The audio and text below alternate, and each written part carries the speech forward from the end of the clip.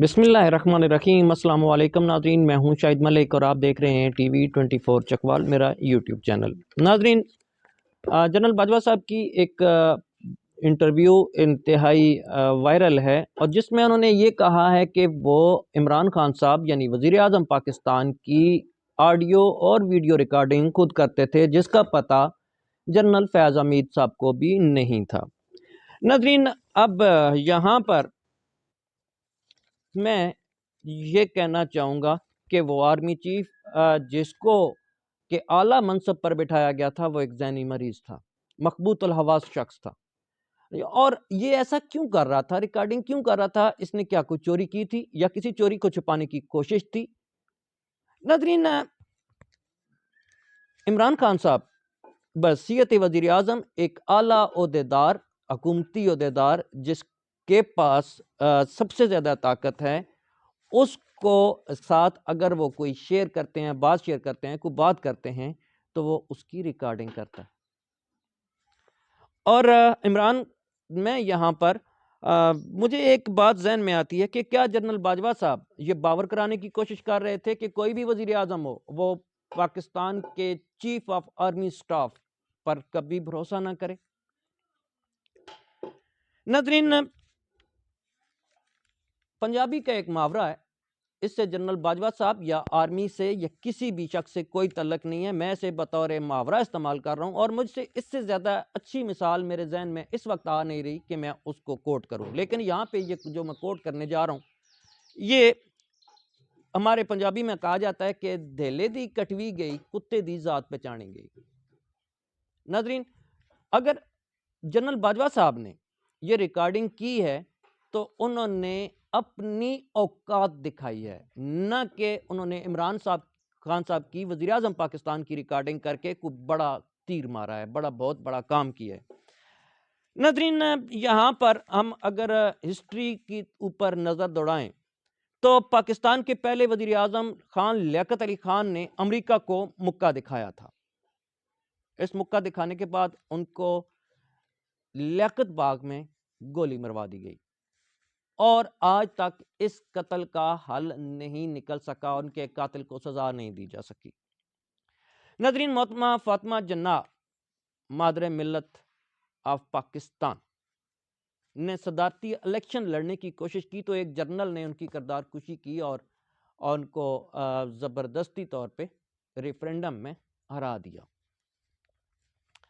जुल्फ़िकार अली भुट्टो साहब ने, मैं यहाँ पे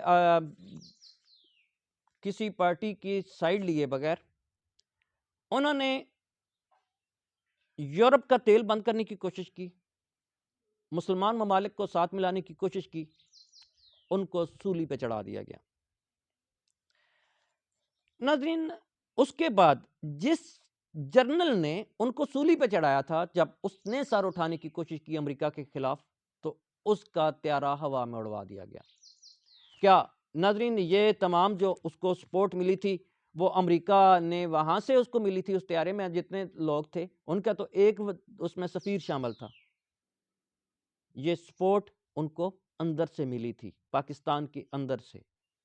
मैं किसी के ऊपर इल्ज़ामबाजी नहीं कर रहा, इल्ज़ाम तराशी नहीं कर रहा, लेकिन एक सोचने की बात यह है कि क्या अमेरिका खुद आया था उस त्यारे को उड़ाने के लिए, उसको हवा में तबाह करने के लिए? पाकिस्तान के अंदर से गद्दार मौजूद थे। नाज़रीन, 9/11 की जंग में जब परवेज़ मुशर्रफ साहब ने यह कहा कि अमेरिका हमें पत्थर के ज़माने में भेज देगा, जबकि अमेरिका ने कहा कि हमने ऐसा कोई बयान नहीं दिया था, हमने ऐसी कोई बात नहीं की थी कि पाकिस्तान को पत्थर के ज़माने में पहुंचा दिया जाएगा। नाज़रीन, जनरल परवेज़ मुशर्रफ साहब अमेरिका के आगे लेट गए। नाज़रीन, अगर यहाँ पे हम देखें तो ये जो जितने हमारे पाकिस्तान के जर्नल्स हैं, चीफ ऑफ आर्मी स्टाफ की बात कर रहा हूँ, ये अब तक अमेरिका का तहफ़्फ़ुज़ ही करते आए हैं।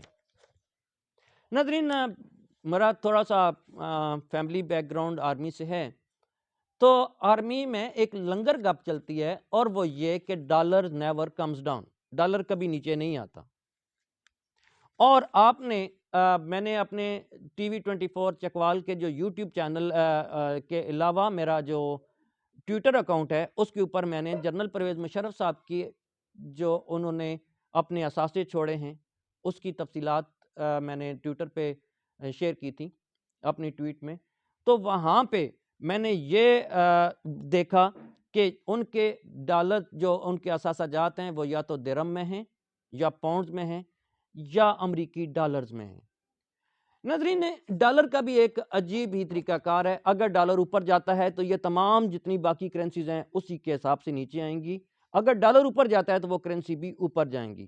یعنی جنرل پرویز مشرف صاحب نے اپنا کوئی بھی اثاثہ روپے میں نہیں رکھا تھا، وہ ڈالرز، درہم یا پاؤنڈ میں تھا. تو ڈالرز نیور کم ڈاؤن. اگر آپ امریکہ کے مفاد کو ضرب لگاتے ہیں تو ڈالر کو ضرب لگتی ہے. اگر ڈالر کو ضرب لگتی ہے تو جناب جرنلز کے اپنے پیٹ پہ ضرب لگتی ہے. ان کے اثاثہ جات، ان کی جو انہوں نے جمع پونجی بنا رکھی ہے اس میں کمی آتی ہے. اور اگر پاکستان کے مفادات کو ضرب لگتی ہے تو ان کی جمع پونجی اوپر جاتی ہے. یہ ایک سادہ سا فارمولہ ہے اور یہ معیشت کبھی بھی ٹھیک نہیں ہو سکتی جب تک اس ڈالر کا جو اس کو بیچ میں سے نہ نکالا جائے.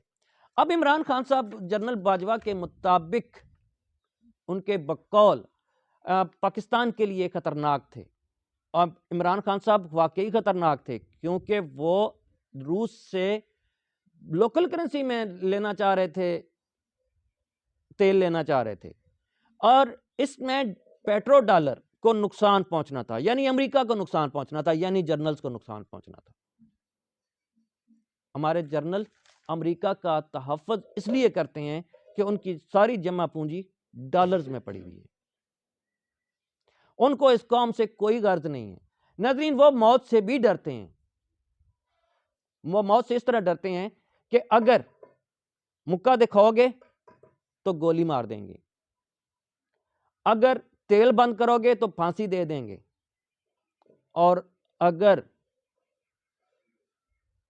ہماری جنگ، امریکہ کی جنگ نہیں لڑو گے تو پتھر کے زمانے میں بیچ دیں گے.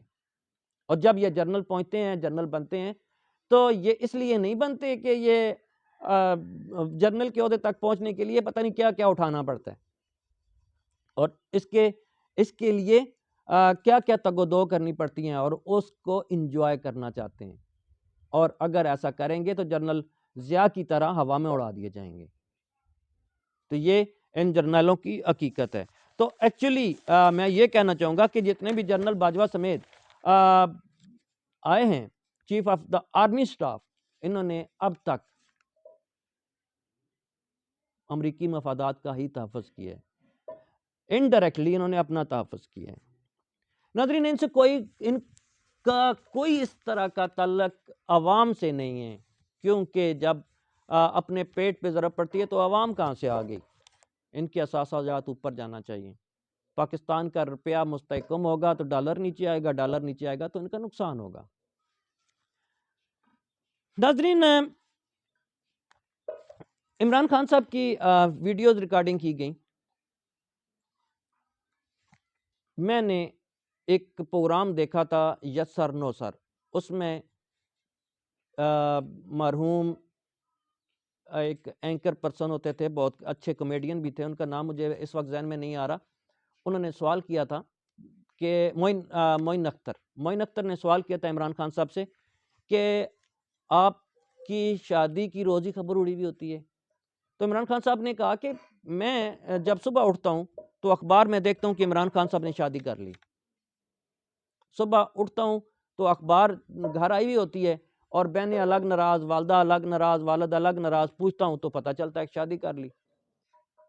تو عمران خان صاحب کی ویڈیو ریکارڈنگ کرنے سے یہ اس وقت عادی ہیں، یہ بھگت چکے ہیں، اس میں سے نکل چکے ہیں. اب ان کی ویڈیوز ریکارڈنگ کرو، آڈیوز ریکارڈنگ کرو، ان کے اوپر ان کی کردار کشی کرو، اسے کیا فرق پڑتا ہے؟ ہمیں تو وہ بندہ چاہیے جو امریکہ کی آنکھوں میں آنکھیں ڈال کے بات کرے اور پاکستان کو سر اٹھا کر جینے کی تمنا دلائے، ان کے اندر ایک ول پیدا کرے، ان کے اندر جذبہ پیدا کرے کہ ہم بحیثیت قوم سر اٹھا کر جی سکتے ہیں.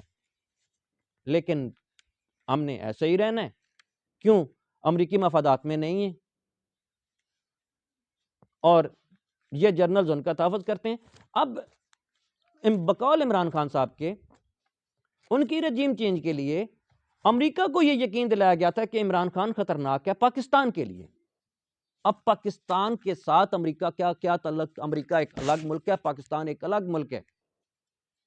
پاکستان کے لیے خطرناک اگر عمران خان صاحب ہیں تو امریکہ کو اس سے کیا غرض ہو سکتی ہے بھائی؟ اصل میں پاکستان کے لیے خطرناک تھے نہیں تھے، جرنلز کے لیے خطرناک تھے، ان کی اثاثہ جات کے لیے خطرناک تھے. وہ پاکستان کو بحیثیت قوم ایک اوپر لانا چاہتے ہیں، یہ ان کے سامنے جھکانا چاہتے ہیں. عمران خان صاحب نے کہا خطرناک ایبسلوٹلی ناٹ، تو خطرناک تو ہو گئے. اب جنرل باجوہ کو امریکہ سے ہی یہ سفارش کیوں کرنی پڑی، یہ گزارش کیوں کرنی پڑی، یہ درخواست کیوں دینی پڑی کہ عمران خان صاحب ملک پاکستان کے لیے خطرناک ہے؟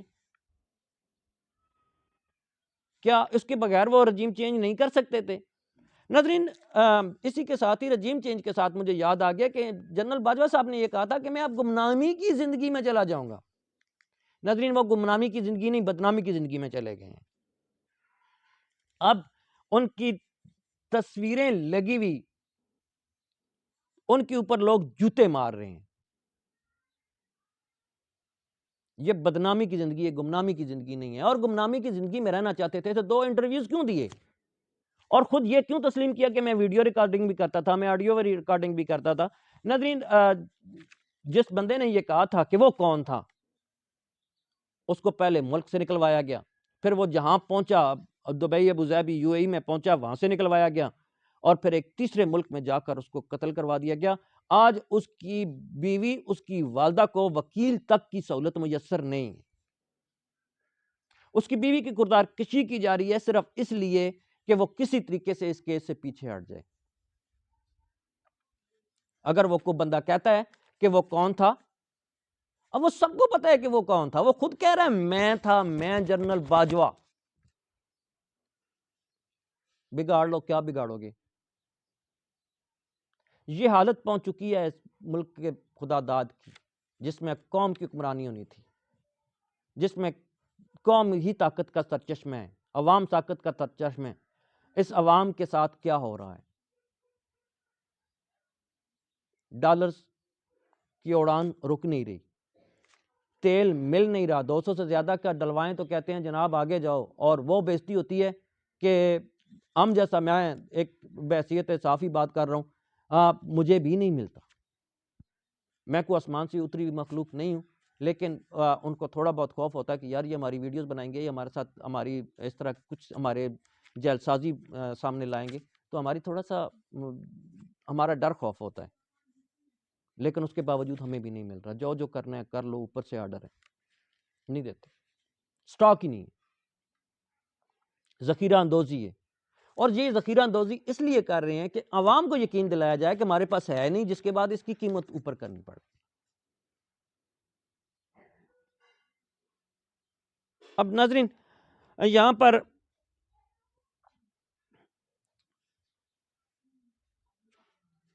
میں اب ایسی کیا کہوں کہ عمران خان صاحب واقعہ ہی اس ملک کے لیے خطرناک ہیں، کیونکہ وہ اس ملک کو سر اٹھا کر جینے کی ایک ول دیتے ہیں، ایک ہمت دیتے ہیں. وہ پاکستان کو پاکستان بنانا چاہتے ہیں، ایک قوم بنانا چاہتے ہیں. لیکن چونکہ ہمارے اثاثہ جات ڈالرز میں ہیں، ہم نہیں چاہتے کہ ہمارے ڈالر کو نقصان پہنچے. اس لیے، اور ایک عجیب ہی اس ملک کا ہے کہ اگر ان کے پیٹ پہ لات پڑتی ہے تو آئین کو خطرہ ہے، ملک کو خطرہ ہے. اور اگر الیکشن کرانے ہیں، آئین کہتا ہے الیکشن 90 دن میں کرانے ہیں، تو پھر آئین کو کوئی خطرہ نہیں ہے، کیونکہ ہمارے مفادات میں نہیں ہے. عمران خان صاحب آ جائیں گے، وہ پاکستان کو اوپر لے جائیں گے، جیسے انہوں نے پہلے معیشت کو اوپر لے گئے تھے. ناظرین، 10 ماہ میں، تقریباً 10 ماہ میں 17 بلین ڈالر خزانے سے غائب ہو چکے ہیں. کیا اس خزانے کے another state bank of Pakistan کے اندر پیچھے کچھ سوراخ ہے جس میں سے نکل رہے ہیں، ادھر سے ڈال دیتے ہیں، پیچھے سے نکل جاتے ہیں؟ یہ ان کا جہنمی پیٹ ہے، یہ جو ان کا پیٹ کے ساتھ جہنم لگا ہوا ہے ان کے جسم میں، یہ وہ نہیں بھرتا، اس میں سے نکل جاتا ہے۔ مولانا فضل الرحمان صاحب کو کہیں تو وہ اپنے پیٹ پہ ہاتھ مار کے کہتے ہیں جناب اسلام کو خطرہ ہے، ان کا یہ اسلام ہے، یہی آئین پاکستان ہے، یہی پاکستان کا سارا کچھ یہ ہے، یہ اسلام بھی یہ ہے، آئین بھی یہ ہے، قانون بھی یہ ہے، بس اس کے اوپر لات نہیں پڑنی چاہیے، عوام کے اس پہ پڑنی چاہیے۔ ایک دفعہ پھر مہنگائی کی جا رہی ہے، اور ایک اور بات بھی بتائی جا رہی تھی کہ پاکستان کے عوام کے اگر 5,000 10,000 1 لاکھ 5 لاکھ 10 لاکھ جتنی بھی رقم پڑی ہوئی ہے اس کے اوپر بھی ٹیکس لگنا ہے۔ اور ناظرین جب آپ پیسے لینے جائیں گے تو آپ کو پتہ چلے گا کہ آپ کو جو 14% بینک نے کہا ہے کہ وہ پرافٹ دیں گے، اس لیے کہ وہ آپ کا پیسہ استعمال کرتے ہیں اور اس کے اوپر جو پرافٹ آتا ہے وہ اس میں سے آپ کو بھی حصہ دیتے ہیں، تو وہ حصہ دینے کی بجائے اس کے اوپر ٹیکس لگا دیا جائے گا، اور جب آپ پیسے سال کے بعد لینے جائیں گے تو پتہ چلے گا کہ آپ کے جناب 50,000 تھے اور 25,000 رہ گئے۔ ادھر سے بھی ڈاکہ، یہ ڈاکہ تو ڈال ہی رہا ہے، وہاں سے بھی آپ کے پیٹ پہ ڈاکہ ڈالنا ہے۔ ناظرین میں یہاں پہ آخر میں اپنی ویڈیو کا اختتام کرتا ہوں۔ جو باتیں کی ہیں پتہ نہیں ان کا ایک تسلسل تھا بھی یا نہیں، لیکن آپ سے گزارش ہے کہ ویڈیو اچھی لگی ہو تو چینل کو سبسکرائب کر لیں، بیل آئیکن کو پریس کر لیں تاکہ تمام نوٹیفیکیشن بر وقت ملتی رہیں۔ اس تمام ویڈیو کا سم اب یہ ہے کہ یہاں پر جرنلز جو آرمی چیف کے عہدے پر پہنچتے ہیں، ابھی بھی آرمی چیف بقول عادل راجہ اور حیدر مہدی کے ہمارے جنرل صاحب نے گئے ہیں امریکہ یاترا کے خفیہ دورے پر، یہاں پر لندن گئے، لندن سے آگے چلے گئے اور انہیں اس کا روٹ بھی شیئر کیا۔ اس کے بعد ISPR کے جنرل نے ویڈیو ٹویٹ کر کے بتایا کہ نہیں ایسی کوئی بات نہیں ہے، جنرل صاحب لندن میں ہی ہیں اور وہ 10 تاریخ تک لندن میں رہیں گے، یعنی وہ ایک دن کا جو 10 فروری تک انہوں نے وہاں رہنا تھا، 9 فروری تک، اور جو امریکہ گئے تھے ایک دن کے لیے وہ ایک دن آگے ایکسٹینڈ کی گئی، یعنی وہ 10 فروری کو واپس آنا تھا، تو واپس آ چکے ہیں۔ اور امریکہ سے کیا یہ ملک ہمارا امریکہ چلا رہا ہے؟ تو بتا دیں، امریکہ چلا رہا ہے بھائی، امریکہ نے یہ کہا ہے، امریکہ نے وہ کہا ہے، IMF چلا رہا ہے، IMF نے یہ کہا، ہماری کوئی مرضی نہیں ہے، ہم کچھ نہیں کر سکتے ہیں۔ پاکستان کے اب تک میں اپنی متعدد ویڈیو میں کہہ چکا ہوں، جو پہلا ہم نے قرض لیا تھا اور واپس نہیں کیا تھا، ہم اسی دن ڈیفالٹ کر چکے تھے۔ اب پاکستان ڈیفالٹ کرے یا نہ کرے، پاکستان ڈیفالٹ ہو چکا ہے، پاکستان کے پاس پیٹرول کا ذخیرہ نہیں ہے، 10 دن کے بعد پیٹرول ختم ہو جائے گا، اور اب یہ چل رہا ہے اس کو 200 یا 300 کے روپے کے حساب سے دیا جا رہا ہے۔ اگر اس کو فری ہینڈ دیا جائے اور ٹینکیز فل کرانے کی